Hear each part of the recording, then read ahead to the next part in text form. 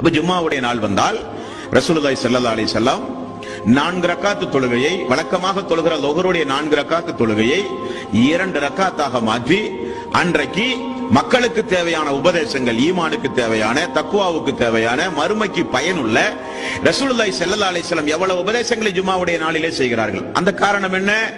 அது உலக அழிவு நாளாக இருக்கலாம், அது கடைசி ஜும்மாவாக கூட இருக்கலாம்.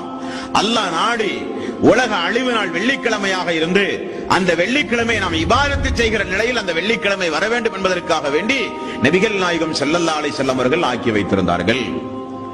இங்கே நாம் ஒன்றை கவனிக்க வேண்டும்.